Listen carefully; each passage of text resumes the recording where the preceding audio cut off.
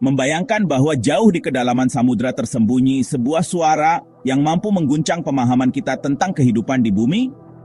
Mari kita selami kisah The Bloop, sebuah misteri akustik yang sempat membingungkan para ilmuwan.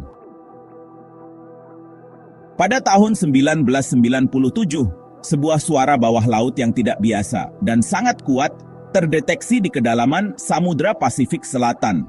Suara ini yang kemudian dikenal sebagai The Bloop, segera memicu rasa ingin tahu yang besar.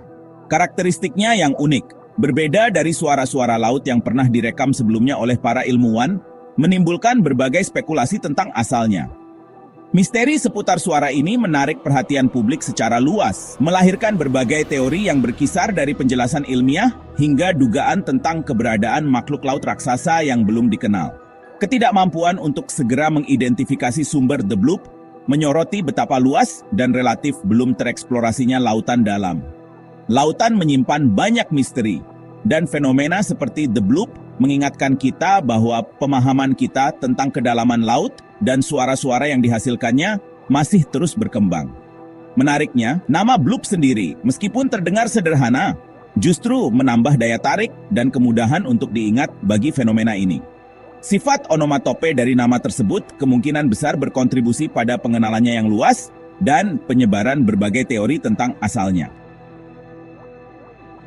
The Bloop pertama kali terekam pada musim panas tahun 1997 oleh para peneliti yang menggunakan hidrofon mikrofon bawah air yang ditempatkan secara strategis di seluruh Samudra Pasifik.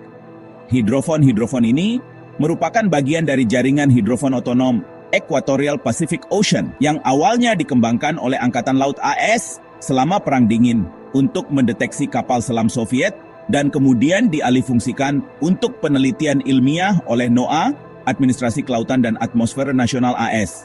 Sumber suara ini diperkirakan berasal dari lokasi terpencil di Samudra Pasifik Selatan, sekitar 1.750 km di sebelah barat Chili. Dekat koordinat 50 derajat selatan, 100 derajat barat. Area ini dikenal sangat terpencil dan memiliki perairan yang sangat dalam. Karakteristik utama The Bloop adalah frekuensinya yang sangat rendah, di bawah jangkauan pendengaran manusia, dan amplitudonya yang luar biasa tinggi. Ketika rekaman suara ini dipercepat 16 kali, barulah terdengar seperti suara Bloop.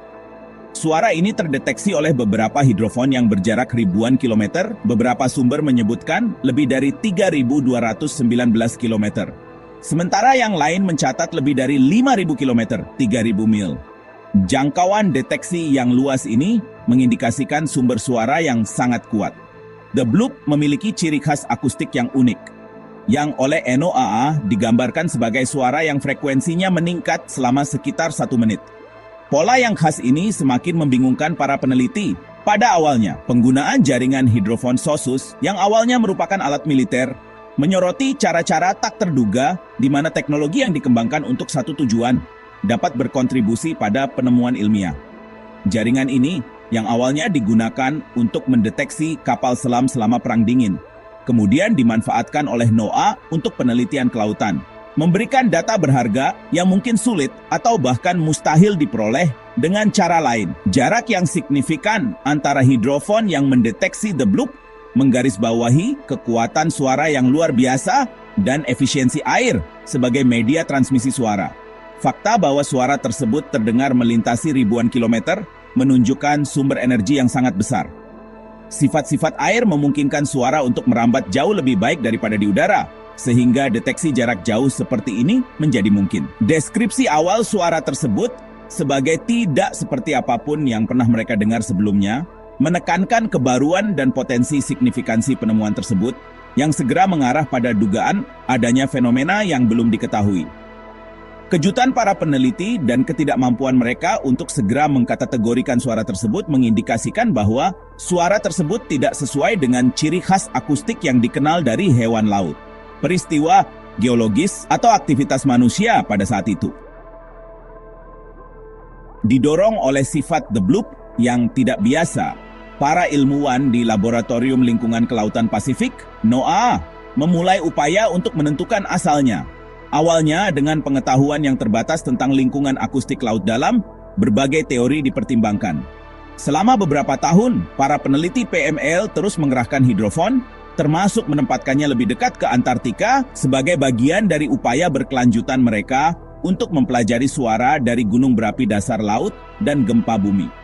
Terobosan terjadi pada tahun 2005 ketika para ilmuwan NOAA menemukan bahwa ciri khas akustik The Bloop konsisten dengan suara yang dihasilkan oleh bongkahan es besar yang retak dan pecah dari gletser Antartika, sebuah fenomena yang dikenal sebagai gempa es atau krioseisme. Kesimpulan ini didukung oleh analisis spektrogram, representasi visual dari frekuensi suara dari waktu ke waktu. Spektrogram The Bloop menunjukkan kemiripan dengan spektrogram gempa es yang dikenal. Bukti lebih lanjut datang dari pelacakan gunung es A53A saat hancur di dekat Pulau Georgia Selatan pada awal tahun 2008. Hidrofon NOAA di Laut Scotia mendeteksi banyak gempa es dengan spektrogram yang sangat mirip dengan The Bloop yang mengkonfirmasi hubungan antara pergerakan es besar dan suara bawah air yang kuat tersebut. Lokasi asal The Bloop juga konsisten dengan sumber di dekat Antartika, khususnya antara Selat Bransfield dan Laut Ross, atau mungkin di Cape Adare, yang dikenal sebagai sumber sinyal kriogenik. Ahli oseanografi Dr. Yun Bo-sie menjelaskan bahwa distorsi bentuk gelombang dari suara yang terdeteksi seperti The Bloop dapat disebabkan oleh pola radiasi yang bergantung pada frekuensi sudut yang terkait dengan gerakan mode antisimetris dari lapisan es yang semakin mendukung teori gempa es. Garis waktu penemuan ini dari tahun 1997 hingga penjelasan definitif pada tahun 2005 dan konfirmasi lebih lanjut pada tahun 2012, J menggambarkan sifat iteratif dari investigasi ilmiah dan waktu yang dibutuhkan untuk memecahkan misteri yang kompleks. Meskipun suara itu direkam pada tahun 1997, baru bertahun-tahun kemudian, dengan penelitian dan pengumpulan data lebih lanjut, penjelasan gempa es mendapatkan dukungan kuat dan menjadi konsensus ilmiah. Meningkatnya frekuensi gempa es akibat pemanasan global, seperti yang disebutkan dalam P, memberikan konteks yang lebih luas untuk memahami terjadinya suara bawah air yang kuat tersebut dan menyoroti dampak perubahan iklim terhadap akustik laut. Snippet tersebut secara langsung menghubungkan peningkatan gempa es dengan pemanasan global. Ini menunjukkan bahwa suara seperti The Bloop mungkin menjadi lebih umum di masa depan, dan mempelajarinya dapat memberikan wawasan tentang efek perubahan iklim pada es kutub. Fakta bahwa NOAA awalnya mendengarkan aktivitas gunung berapi bawah laut ketika mereka mendeteksi The Bloop menunjukkan bagaimana penelitian ilmiah di satu bidang dapat mengarah pada penemuan tak terduga di bidang lain. Tujuan utama penyebaran hidrofon pada tahun 1997 adalah untuk memantau gunung berapi. Deteksi The Bloop adalah sebuah kebetulan yang menyoroti potensi penemuan tak terduga dalam eksplorasi ilmiah. Dengan tidak adanya penjelasan ilmiah yang segera, karakteristik The Bloop yang tidak biasa, dan volumenya yang sangat besar, memicu berbagai teori mengenai asalnya.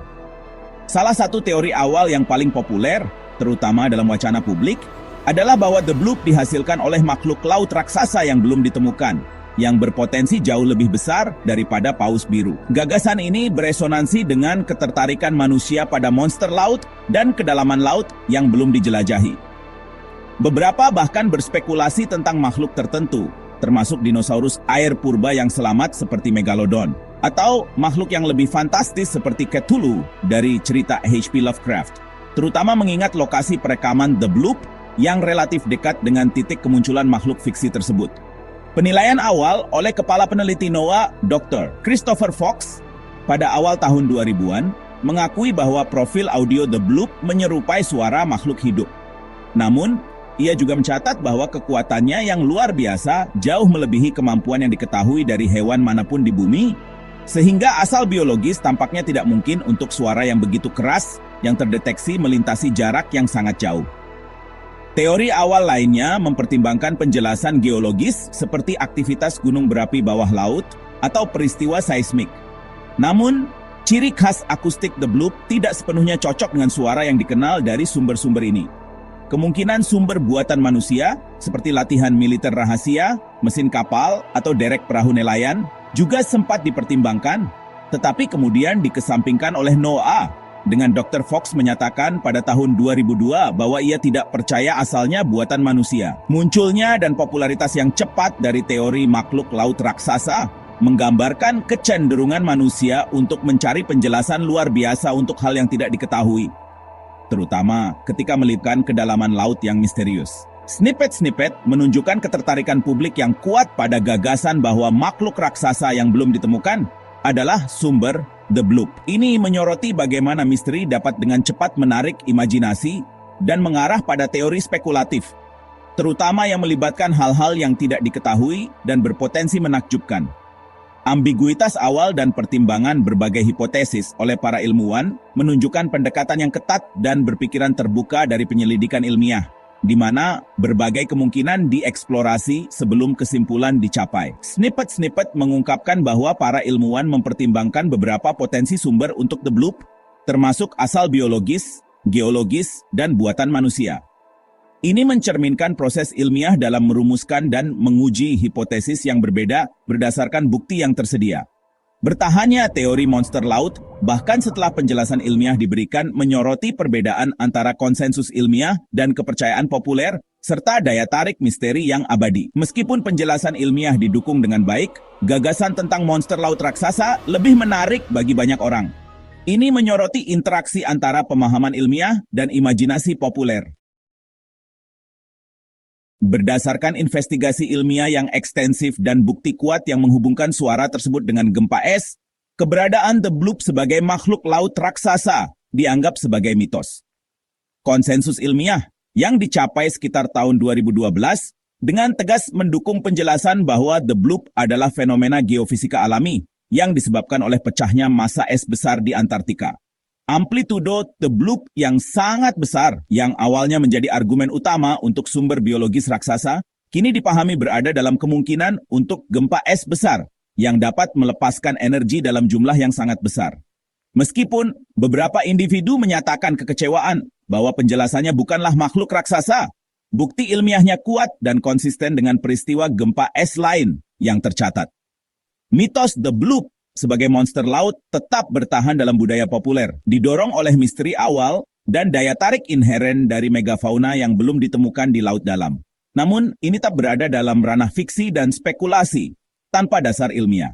Penyelesaian misteri The Bloop berfungsi sebagai contoh kuat bagaimana investigasi ilmiah dapat mendemistifikasi fenomena yang tampaknya luar biasa, dengan memberikan penjelasan alami berdasarkan bukti. Perjalanan dari suara yang tidak dikenal hingga identifikasi sebagai gempa es menyoroti efektivitas metode ilmiah dalam mengungkap misteri dan menggantikan spekulasi dengan pemahaman berbasis bukti.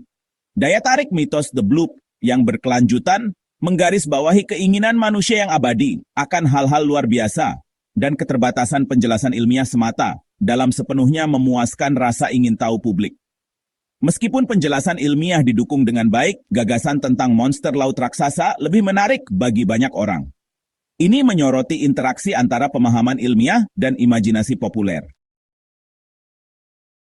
Sebagai kesimpulan, suara bawah laut misterius yang dikenal sebagai The Bloop yang terdeteksi pada tahun 1997 telah dijelaskan secara ilmiah oleh NOAA sebagai suara gempa es retakan dan pecahnya bongkahan es besar dari gletser Antartika.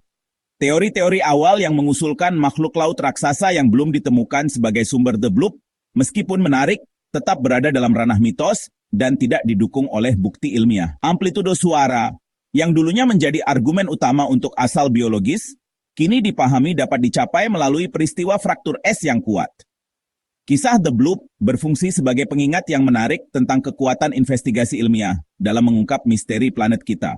Bahkan di kedalaman laut yang luas, dan sebagian besar belum dijelajahi. Ini menyoroti pentingnya penelitian berkelanjutan dan penggunaan teknologi canggih seperti jaringan hidrofon untuk memperluas pemahaman kita tentang dunia alami.